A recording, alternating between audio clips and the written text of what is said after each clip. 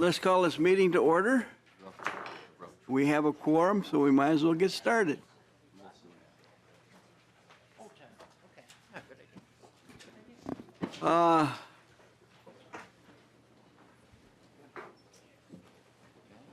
Representative Lehman, did you read the minutes? I did, Mr. Chair, and I would move to approve them. Representative Lehman moves to approve the minutes of April 9th. All in favor of that motion signify by saying aye. Aye. Opposed, same sign. Motion carried. Today will be the first. We will be the first to do a walkthrough through the Legacy Omnibus Bill, followed by public testimony, and then do a markup and vote on the bill. I will move House File 4167 before the committee and recommend that it be re-referred to Ways and Means. I will also move the DE1 amendment to give the bill, put the bill in a shape I'd like. All those in favor say aye, and opposed. Aye. All those opposed say nay.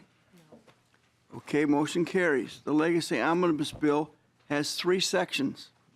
Article 1, the Lassard Sam's Outdoor Heritage Council, that the committee heard earlier this session. And we have Mr. Johnson out there. Would you like to sit up front and answer any questions regarding your bill?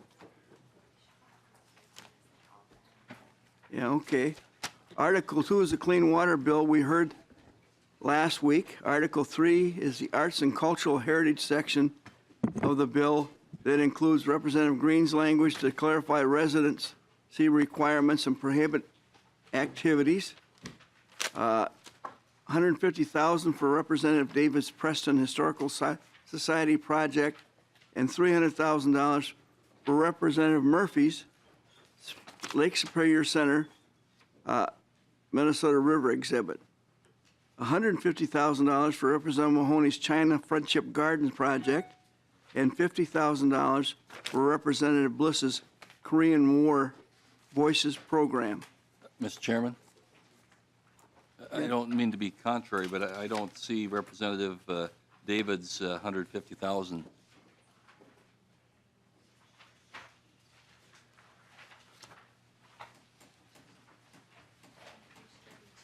On page 32. 32. Line 33.26. Oh, he's in 32.36. Okay, thank you. I was looking in the wrong spot. You're welcome. We will now take public testimony and ask to testify. No, we won't take, not yet. First of all, we should probably go through the legacy bill a little bit. We went through it once before, but just the highlights so everybody's refreshed. Mr. Johnson? Mr. Chair, for the record, Mark Johnson, Executive Director for the Lassard Sam's Outdoor Heritage Council. And Mr. Chair, with regards to the outdoor heritage portion of the bill with the DE, it is fully identical to how it came out of Legacy previously.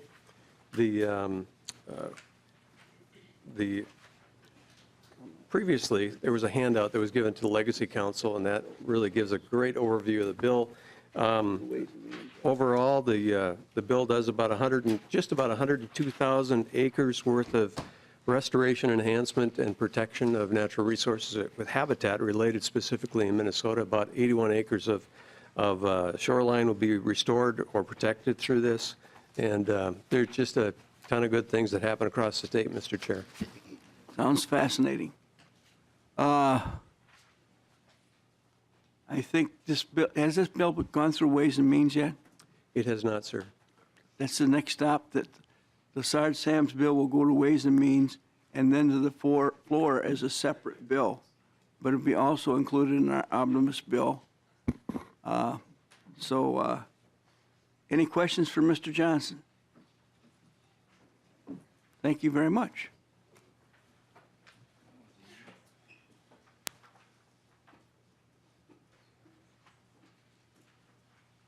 Next.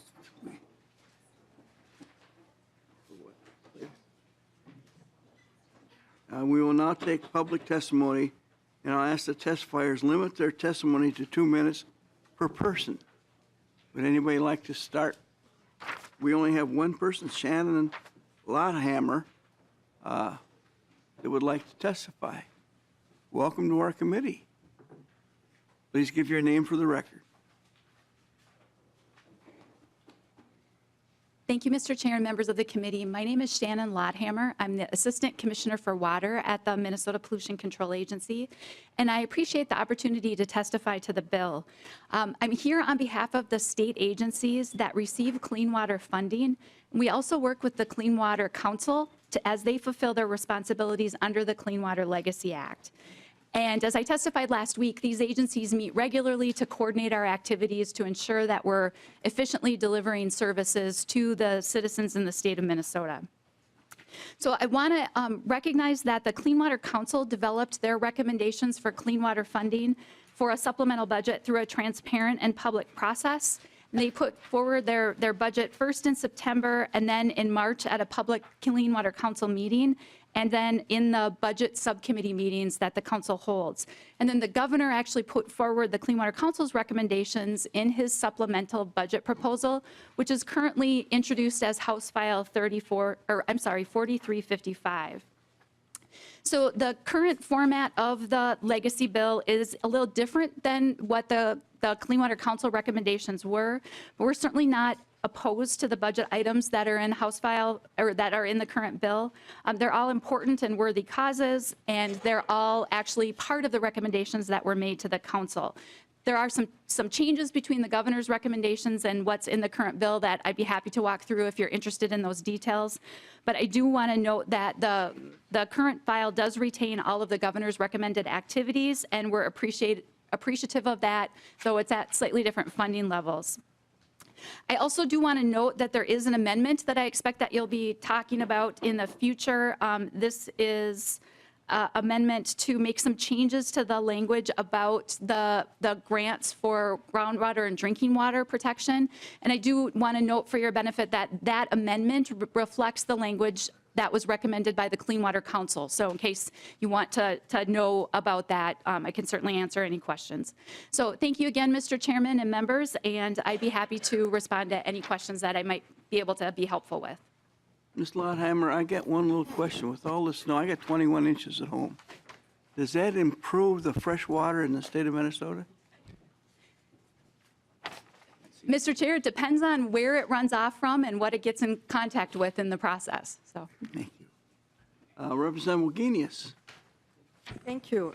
Since this is language from you guys, help me out here. The projects must be consistent with protection plans for surface water intake.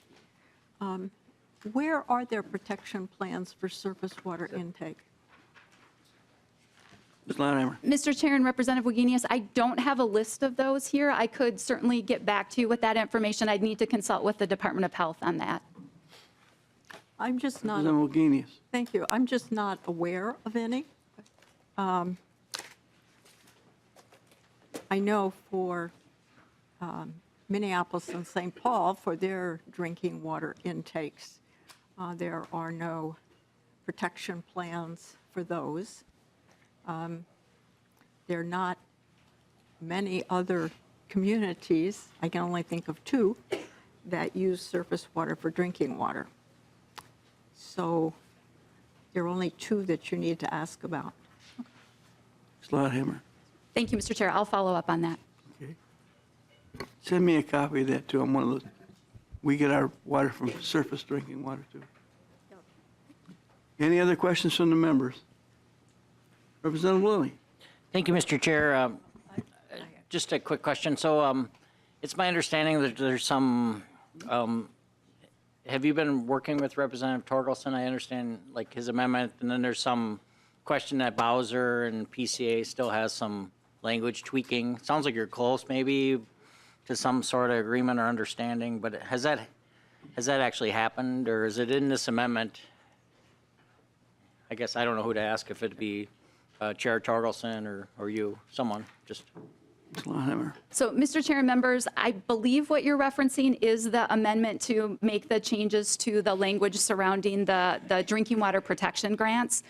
And I could phone a friend from another agency, or Representative Torkelson maybe has more to add to that as well. But I know that there was some interest in, certainly on the Clean Water Council and the administration's part, to make some changes to that language so that it matches the recommendations that came from the Clean Water Council. And we definitely appreciate the willingness to do so, or the willingness to consider that. Representative Wagenius, did you have another question? I'm sorry. If I could? Okay. There is also the language that says projects must be consistent with strategies for groundwater protection. One of the things that needs to be done for groundwater protection in a lot of the state is to put in monitoring wells. But Bowser doesn't usually do monitoring wells. So are you assuming Bowser is going to be doing wells, or can this money be passed through to DNR? What's going on here? Ms. Longheimer. So, Mr. Chair and Representative Wagenius, I believe the intent of this funding is for grants to implement those strategies and to implement those protection activities. I do know that the Department of Natural Resources does receive, or has received, Clean Water Fund dollars to do groundwater monitoring of water levels.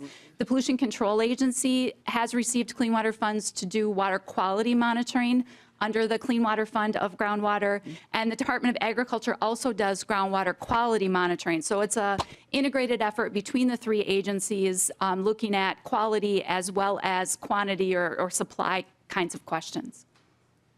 Representative Wagenius. Well, then if I could follow up, the first part of this says projects must be consistent with wellhead protection. Well, that's good, and that's a big need in this state. But that is mainly outstate Minnesota. So what I am left with thinking, since wellhead protection is not necessarily a metro, there are not a lot of, since a million folks drink the Mississippi rather than from wells, and we don't have protection plans for surface water intakes. We can't do wells. It does seem that this money is very much targeted for one thing, and that's wellhead protection, which would be mainly in outstate Minnesota. And I do not deny the need for that. The need is much larger than what is in here. But I am pointing out that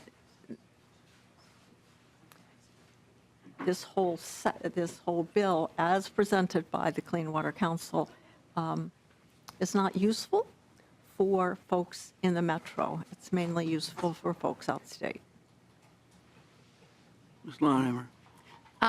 Madam Chair, or Mr. Chair and Representative Wagenius, I appreciate that your observation. It's certainly something that I can share with the Clean Water Council. I think the intent of the Clean Water Council and the administration is to take on activities and accelerate implementation across the state to address clean water and drinking water needs, but I'll certainly take your feedback back to the council.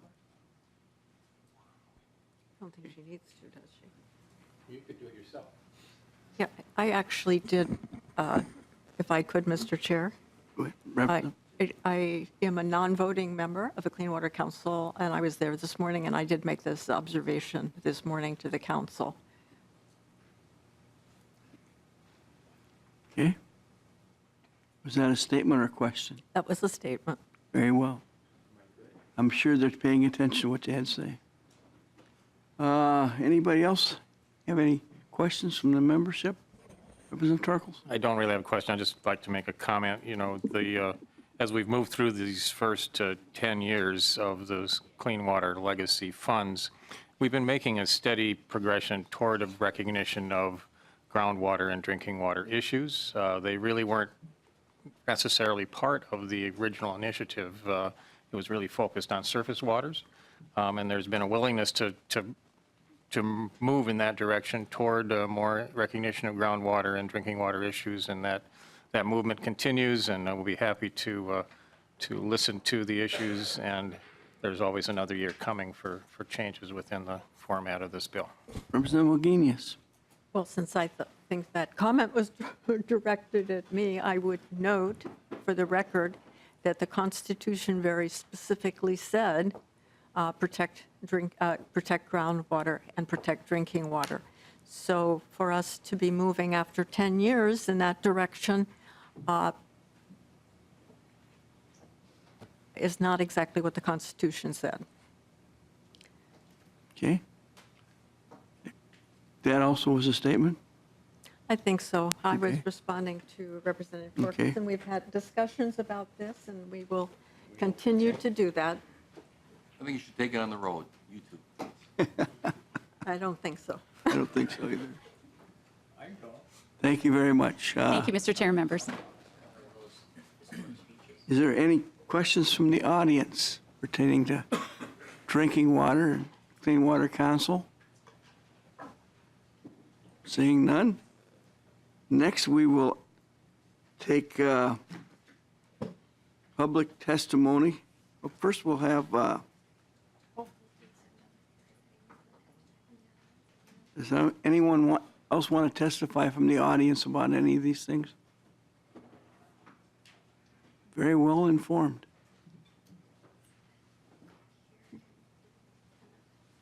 We'll do amendments next. Representative Wagenius has an amendment labeled A2. Would you like to move that amendment?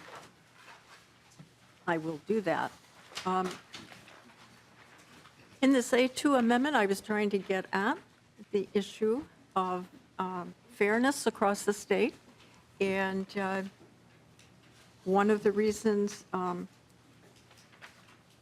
well, you will see a couple of things in this amendment.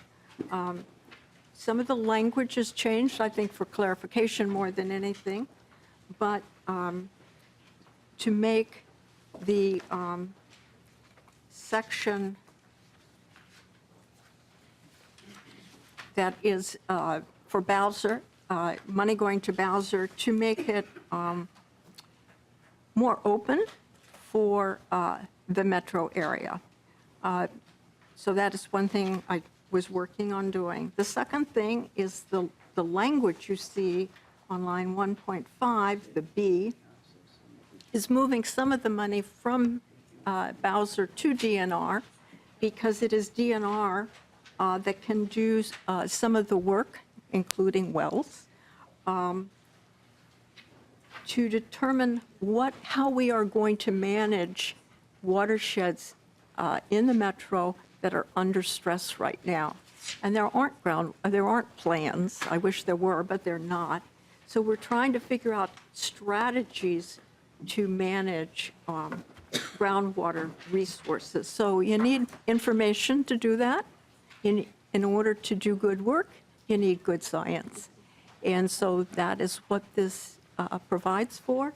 But it is not just for the metro. I know that the metro has these problems, but I think there's some outstate communities that have the identical problems. So this is a grants program. It's open for everyone, but it is to look at the underlying issue of how you manage your groundwater, because we're trying to do some management without understanding the science first. And understanding the science first leads us to make better decisions. And with that, I would appreciate support.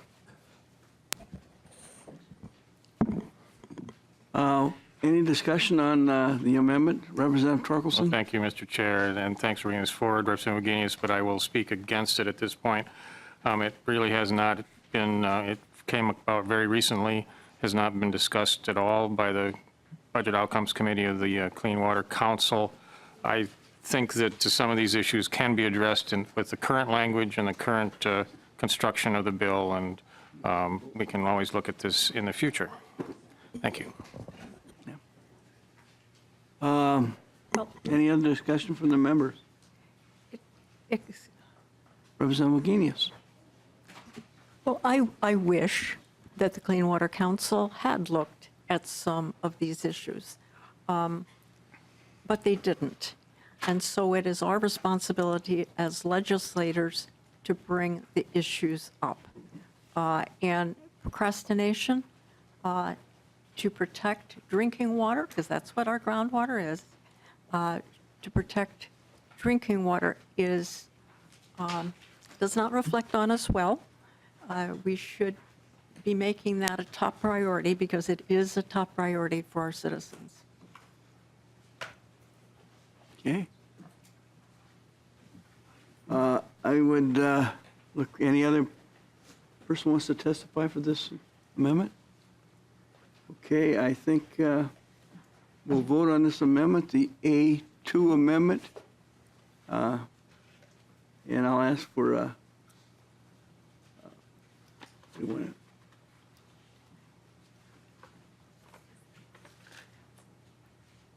because we have a Clean Water Council, I'll request a no vote at this time. All in favor of the A2 amendment signify by saying aye. Aye. Opposed, nay? No. Nay. Motion does not pass. Next, we have the A6 amendment. Representative Lilly.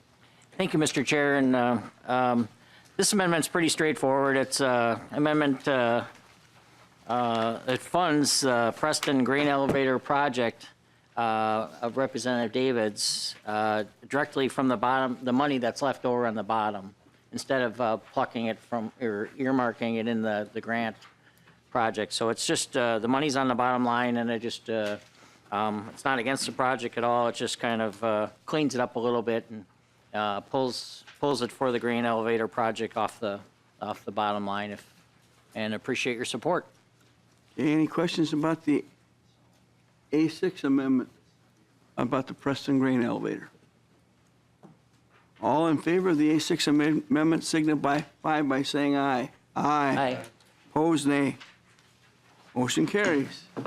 Thank you.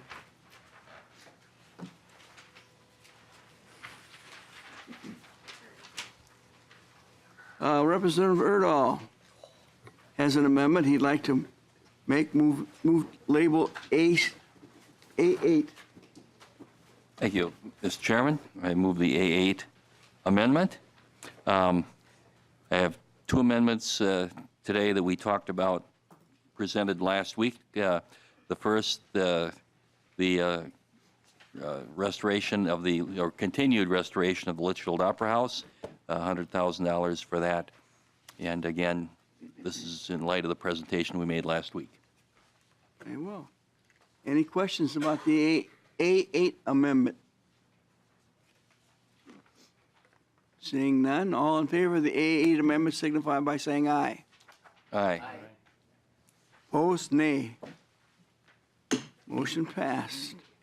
Representative Earl, you have the next one, the A9 amendment. Yes, and in the spirit of the last amendment, this is $10,000 for the Grove City Mill again that we presented last Monday for the restoration of the Grove City Mill, the symbol of Grove City. I move approval of the amendment. Any questions from the members about the Grove City Mill? All in favor of that? Seeing none, all in favor of the A9 amendment signify by saying aye. Aye. Opposed, same sign. Passed. Representative Torkelson, the A10 amendment. Thank you, Mr. Chair. Before I proceed with the amendment,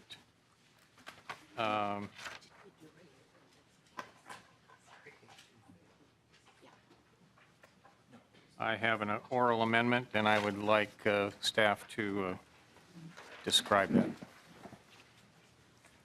that. Mr. Chair, members, Taylor. the oral amendment would be to the A10 amendment on line 4.28. After board, insert and town board.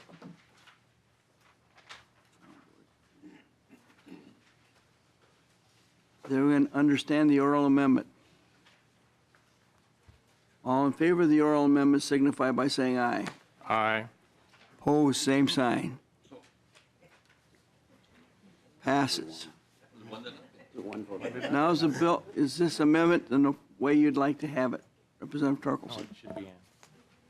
Yes, I just would, the townships had been involved in the discussion, and then they kind of got left out, and it was an oversight to have their, make sure that they're notified in these procedures, so it's just a simple oversight, and that fixes the amendment.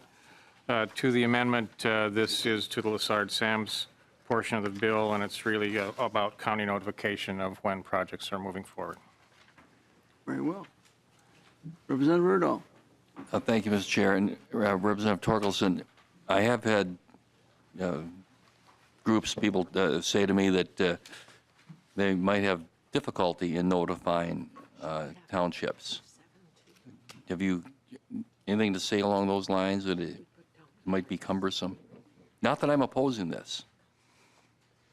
I have not, Mr. Chair, Representative Erdahl, I have not heard that directly. I would think that they must have an address or an email, and a simple communication should be all it takes. And if they don't have any way of being contacted, they probably aren't interested in hearing about it. Bring it up to the point. Very well. Representative Lilly? Thank you, Mr. Chair, and Representative, or Chair Torkelson. I've kind of heard similar thoughts on the townships. It's just kind of hard to, I think it's hard to reach some of them, and, you know, maybe they'll have to up their game as far as like emails or figure out a way to knock on their doors. But serving on Lessard-Sams, I know they're really making an effort with the discussion that's been going on here the last couple of years to do a much better job. But I think they're okay with the amendment. Just, I'm not going to vote against the amendment because of the township concerns. But I don't have any in my district that I believe. I've looked, but just want to mention that. And sounds like you're fully aware of that and accommodating for that. Thank you. Representative Torkelson? Well, thank you, Mr. Chair. I have talked to the Town Board Association just today, and they are very much in favor of it, and I would guess that they would be helpful in making sure that communications are easily accomplished. Representative Green? Thank you, Mr. Chair. I was just going to, well, thank you, Representative Erdahl, or Torkelson. That's what I was going to say. They are very much in favor of this. It's a good deal for them, and I don't think there's a problem contacting them. The ones that don't have email, a simple letter. Most of them meet once a month, and I think it's a really good amendment. Thank you. Okay. Any more discussions about the A10 amendment? Seeing none. All in favor of the A10 amendment signify by saying aye. Aye. Opposed? Say nay. Motion carries. Representative Torkelson, the A13 amendment. Thank you, Mr. Chair. The A13 is really some agreed-upon language that has been brought forward through the council and the interested parties. Just makes it a little more specific as to how these funds are delineated, and has strong support. Representative Wagenius. Well, thank you. I would offer a suggestion to Representative Torkelson to make a oral amendment and on line 1.6, before protection plans, insert the word creating, since there probably aren't any in the state. Are you taking the word "for" out of there, before surface? Striking that.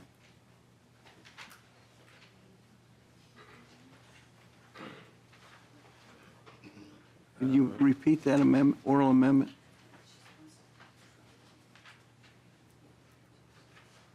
Repeat your oral amendment. So on lines 1.6, before protection plans, so after the comma, before protection plans, insert the word creating. Okay. Everyone understand that oral amendment? All in favor of that oral amendment? Representative Torkelson, you have anything? I do not. I would suggest that we get testimony from, in this case, I believe it's the Department of Health. I don't know if they're here.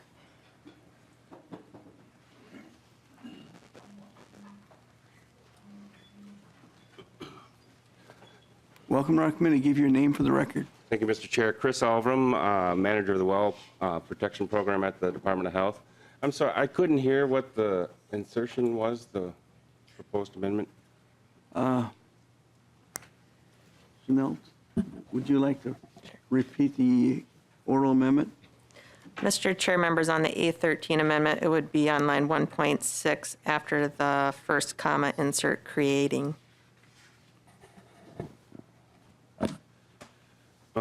Mr. Chair and committee members, source water protection plans cover both surface water and groundwater sources, but the focus has been on the groundwater, the wellhead protection plans in the state. There are actually source water protection plans for Minneapolis, St. Paul, and St. Cloud, but they're old. And in our last appropriation for source water protection planning, we actually have staff now that are dedicated to surface water protection plans. So those will be updated, and the other 25 surface water communities are in the process of getting source water protection plans. And so I don't know if the intent of this is to actually create plans with this money. This is really to implement projects in those areas where there's a source water protection plan. And so, I mean, to the amendment, I'm not sure that this is, we'll put money, resources to creating those plans. Is that the intent? I'm not sure. Representative Wagenius. Well, yeah. So you mentioned that Minneapolis and St. Paul have plans here, but Minneapolis and St. Paul do not have jurisdiction over the area where their surface water intake is and north. So they have jurisdiction over their own communities, and if they did some work to protect the Mississippi River, it would help folks downstream. However, there are no folks downstream from Minneapolis and St. Paul that use the Mississippi for drinking water. So that's not helpful. So what Minneapolis and St. Paul need are protection plans for their surface water intake. I don't know whether other communities need those or not, but those are the two examples that I have. Okay. Thank you, Mr. Chair and committee members. So, that's true, that all the surface water suppliers do need surface water protection plans. And I do think that the department has endeavored along those lines with the last appropriation from the Clean Water Fund, that was a gap. And whether or not this is a way to increase that effort is something that I think we haven't had any thought or discussion about. So, Well, Representative Torkelson, you have a question? No, I don't. This is brand new, this idea and its insertion in this amendment, and I can only base my response on what we've heard from the department. It sounds like they're a little uncertain also. Nothing against protection plans, but I'm just not sure that this even does what you want it to.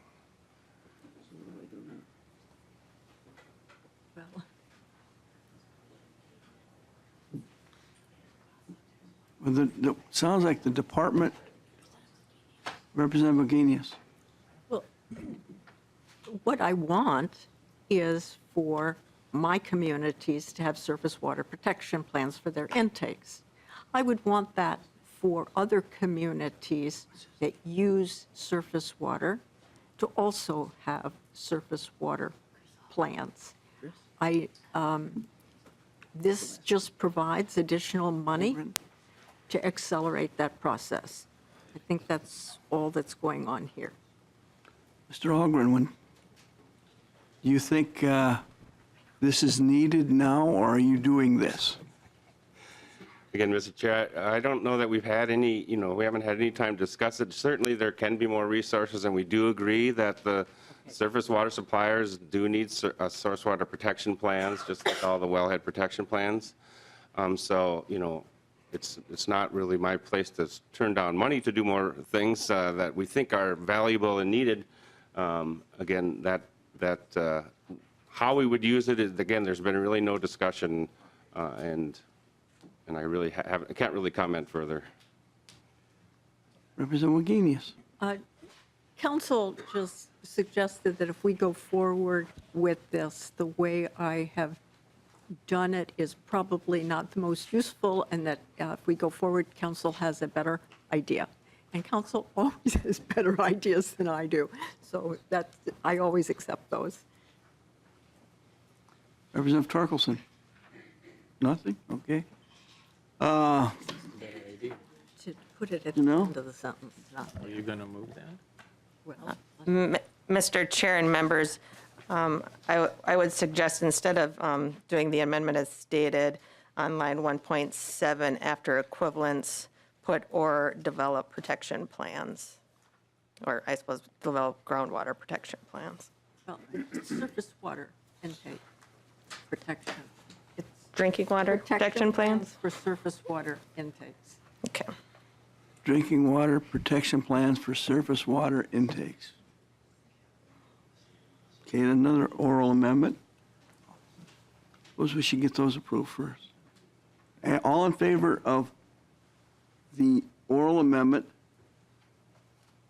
surface or develop protection plans for surface water intakes. All in favor of that amendment signify by saying aye. Aye. All opposed, say nay. Nay. Let's, Let's do that again. Mr. Chair,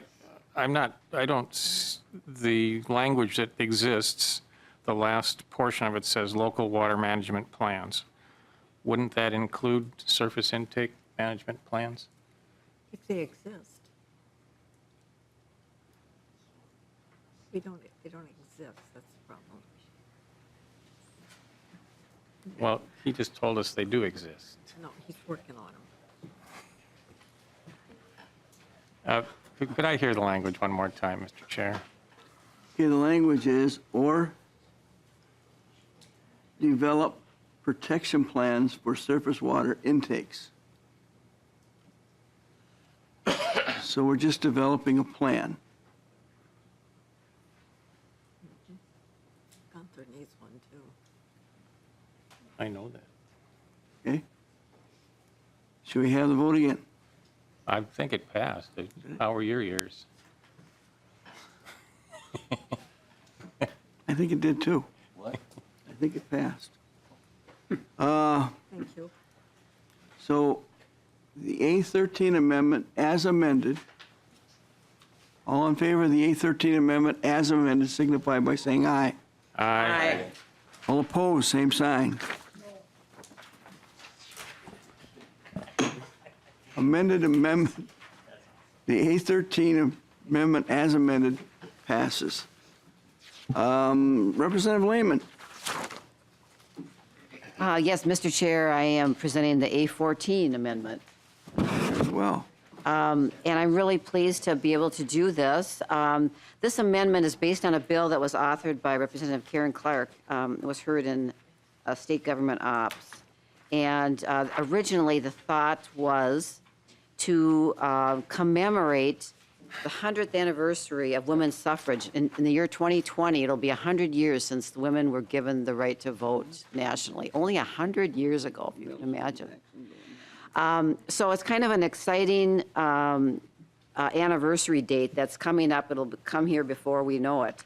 And the original bill, however, was a little more detailed, and it asked for money out of the general fund. And I think this would be a nice legacy project.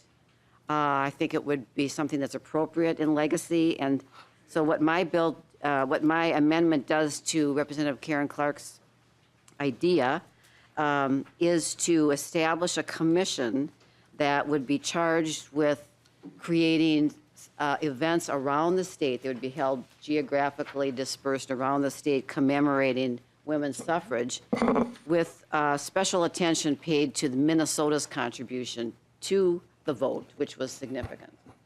And the amendment just lays out in rather broad terms, simple terms, what the charge would be, what the reporting back to the legislature would be, and then it lays out how the appointments would take place. There'd be no compensation. It would be for expenses reimbursed, and the commission would be overseen or would be administered and supported by the Minnesota Humanities Center.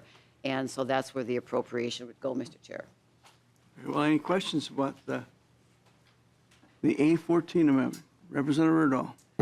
Thank you, Mr. Chair. And I don't have any problem with this concept, and I don't have any problem with doing this, except I have a problem with $1 million doing this.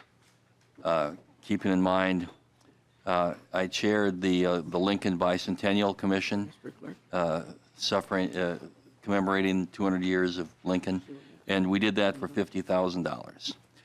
I co-chaired the Civil War Sesquicentennial Task Force, and we did that for $300,000. And I question whether even the state's sesquicentennial was $1 million. So, without throwing too big a wet blanket on this, because I do think it's a commission that we should be doing, I would propose, at least for today, to, on line 2.30, deleting $1 million, leaving it as an open appropriation, and then before its next stop at Ways and Means, to come up with an amount that I think might be more realistic. I don't know how the $1 million was accounted for in this, but again, I've been through commissions that have been, I think, a lot more involved than what this is, and it was a lot less money. Well, that's your opinion. We have the money. That doesn't mean we have to spend it. Well, However, Mr. Chairman? why don't we have Representative Clark and Representative Lehman and you discuss this before our next committee, but we are going to act on this amendment right now. Assuming there's no more questions. I did make a motion.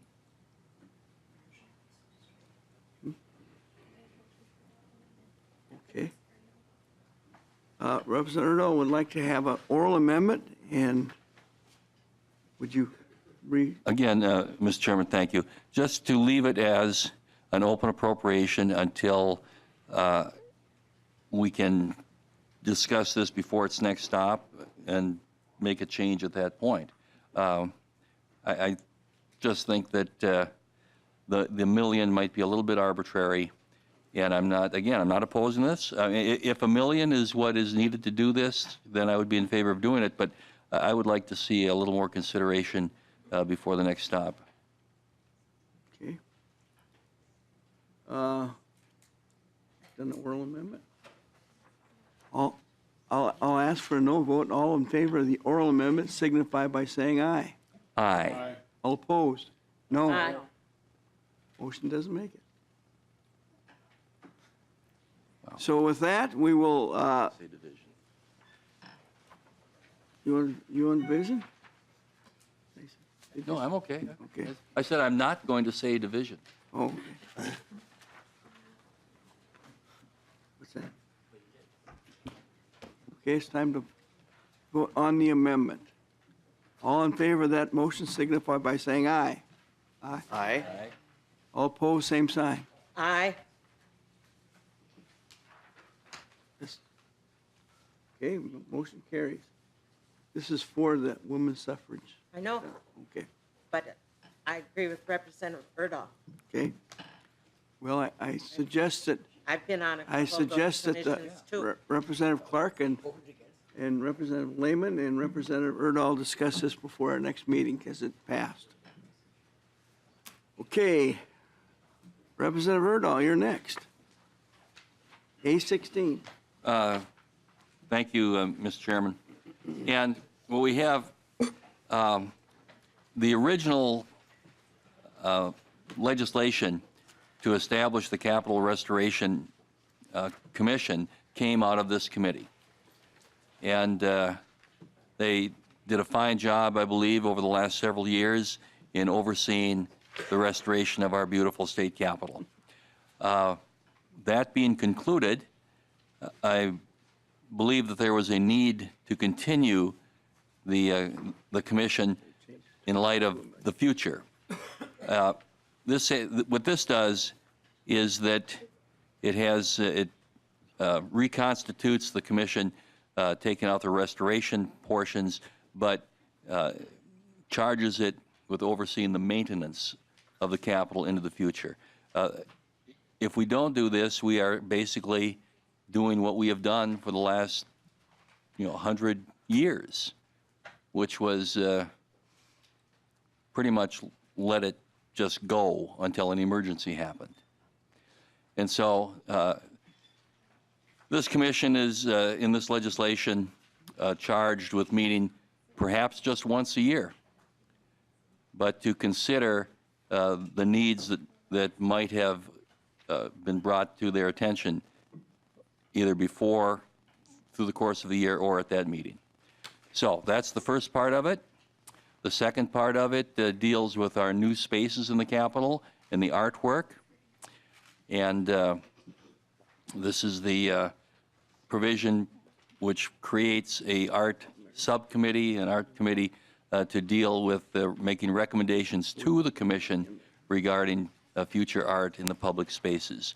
I want to say that this does not include the State House Chamber, the Senate chambers, or the hearing rooms or our caucus rooms. They are left under the purview of the House and Senate, and the same with the Supreme Court. So that's basically what it does. This bill, this amendment, came through the commission last week. It is a very bipartisan piece of legislation, and it is basically the recommendation of the Department of Administration. Okay. Any questions? Representative Green. Thank you, Mr. Chair. Representative Erdahl, I like this. And out of all the things I don't like to spend money on, the Capitol isn't one of them. I think that this is really important. This is a kind of a lean year, and $60,000 is okay for getting something established like this. But maybe next year, when we have the full funding for the outdoor heritage funds, we could look at maybe setting up an account with a sustainable fund that could be there drawing interest, just in case, for instance, the legacy fund goes away one day. And we can have something there that we don't have to worry about trying to get appropriations every single year. So it's a good idea. Any comments from any other members? I would like to, since this is a fine day of agreement with Representative Green, that's a good suggestion, and certainly is something that we have considered. This not being probably the year to put to establish a fund like that, but next year I think it's something we should look more closely at. Representative Torkelson. Thank you, Mr. Chair. I'd just like to add that I also attended the meeting and strongly favor the amendment. Any other members have anything else to say? Seeing none, Representative Erdahl will renew his motion to have the A16 amendment passed. All in favor of that signify by saying aye. Aye. Opposed? Nay. Passed. Representative Erdahl, the A17 amendment. I don't think I'm doing that one. Representative Green. Thank you, Mr. Chair. Yes, I'd like to offer the A17 amendment. This is a good amendment. This is something that I think should have been in place from the start. It's I would have to believe, although I have to admit I haven't talked to them, but I would have to believe that all the interested parties should be in favor of this. I think it will put some safeguards in place for any discretions into the future. I know we've had some trouble in the past. We got some things in the bill right now resulting from some of that. And I think just this extra added oversight on the Regional Arts Council would be appropriate. Okay. Any questions from the members? Representative Murphy. Mr. Chairman, I would like to speak in opposition to this amendment. The regional art councils are people that reflect their regions and their areas, and they make decisions based on the issues of their regions. And to have to make those decisions and then send them to St. Paul and justify them at that time is kind of like the olden days. And I think the regional art councils are made up of fine volunteers and experts for their areas, and they can make those decisions. I don't think they're perfect, and we've seen examples of that from time to time. But I don't think having to, once decisions are made and they've encouraged us, people to apply and so forth, that we should say that they have to, the people in St. Paul are better off. I know the regional, or the Arts Board is made up of people from across the state too. But I think you're just telling the people that on the regional arts councils that they don't quite have enough expertise to spend the money, that they've worked so hard to generate and to make a creative process for their area. Okay. Representative Lehman. Yeah, Mr. Chair, the amendment is in response to an event that really disturbed a lot of us, and we should have been disturbed by the piece of art that was produced that was totally inappropriate to be used from the public funds. And so on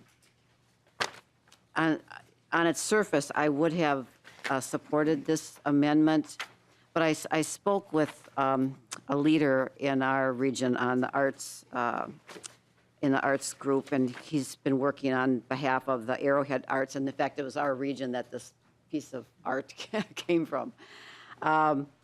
And he explained to me that the regional arts councils oversee the smaller project. They're really tuned in to their regions, whereas the state board oversees the bigger projects.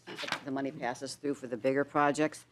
And he knows how upset I was with this piece of art, and pledged to me that they had made changes, and their regional arts councils were taking responsibility. I mean, they are learning from this incident that they need to oversee the art and oversee the request. And so I would speak against this amendment because I think that I have been told, and we need to hold them accountable and ask questions to make sure this is happening, but I've been told that the regional arts councils are taking more oversight, and they understand that they can't just give artists a pass. Thank you. Representative Green. Thank you, Mr. Chair. And to the concerns, this is not something that was for one particular piece. This is just in general. There's I don't and never have accepted the response to oversight as it's just too hard, or we've made those corrections already, so we don't have to go forward. This is a lot of money every year that goes out, and I don't know of too many places where oversight is not a good thing. And this is just one more step. Now, we have the Arts Board, as Representative Murphy stated, is from across the state, from all the congressional districts, and they have, hopefully, have the time in looking at the laws and understanding where these projects are supposed to go, maybe are obviously in some cases better than the local regions do. And this is pretty simple, and I don't think it's really that big of a deal, and I think to have the oversight is just simply a good thing, and it's protection for both. Protection for the Regional Arts Council and for the Arts Board and the Legacy Fund in general. Thank you. Anyone else have anything? Yeah, Representative Lilly. Thank you, Mr. Chair. I think some of the same comments that we've kind of heard from the two representatives that have spoke against amendments, I would kind of speak in that same vein. I like to see the regionals have a say in this. I think the local flavor, for different parts of our state enhances art. I was just at a concert over the weekend, and it was interesting. I'll use this as an example. There was some songs that I didn't like, but the crowd was cheering like crazy for them. And then there was other ones that I liked that, different people. So, I mean, art is always complicated. It always will be. And I think clearly the one piece that we know that came through this year was problematic. We all understand that, and to varying degrees. And, it seems pretty clear to me that might have been a problem. But, I still trust that our regional councils can do good work and be good stewards of this money. So that's all. I don't think it's necessarily bad, but I would lean towards our regionals having more of a say in these matters. Thank you. Representative Freiberg.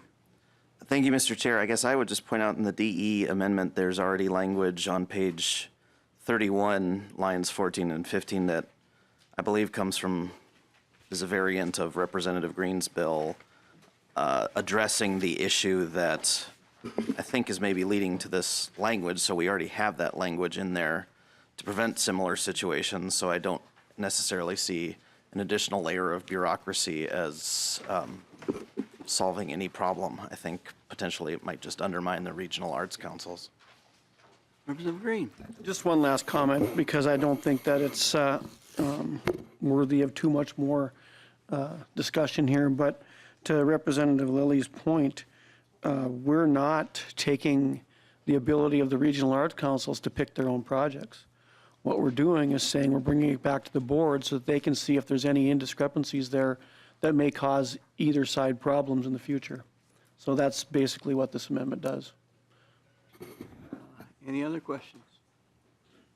Seeing now, I could make a little statement. When this first happened, I think the Arts Board became very proactive, and they referenced the fact that having someone from outstate should not receive legacy money, and also that anything that would cause a civil penalty they almost increased that civil penalty.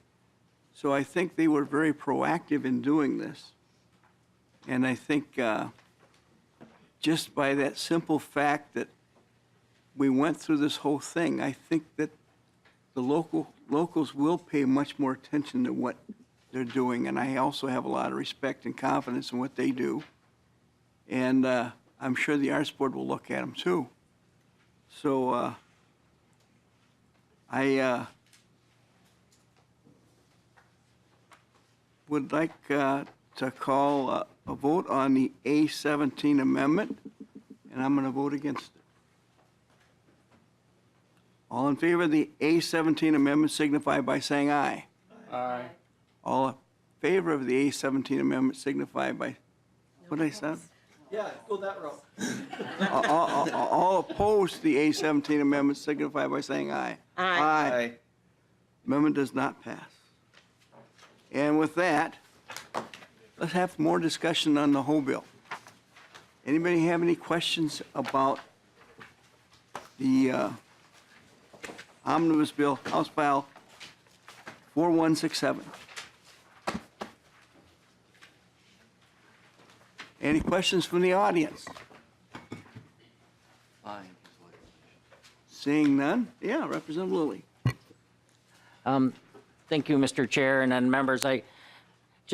I always like to say this, if, I really recommend that you take a look at the Lassard Sams piece of this bill. It's, there's really a lot of neat projects that are all over the state, and just a lot of good work that's being done. That's kind of a big chunk of this bill today is that, of course. It's, what is it, $114 million of projects around the state, tons of restoration and some really neat things. So take a peek at it. Everybody except for Steve Green, I think, but sorry. No. I read through the whole thing. Sorry. A lot of great work. Any other questions about House File 4167? Any comments by the audience? Testimony from the audience? Seeing none, I will renew my motion to have House File 4167 pass and be sent to Ways and Means. All in favor of that motion signify by saying aye. Aye. All that opposed to that, I did it backwards again, didn't I? No. All that don't want House File 4167 pass signify by saying nay. Motion passes, and I want to thank everybody here, and thank Paige Gale. Where's Gale? Thank you. We can't live without you. And I'd like to thank all the people in our staff, nonpartisan staff. I'm not nearly as smart as you are, so I'm glad you take time and have patience with me. And with that, we are adjourned. Thank you very much.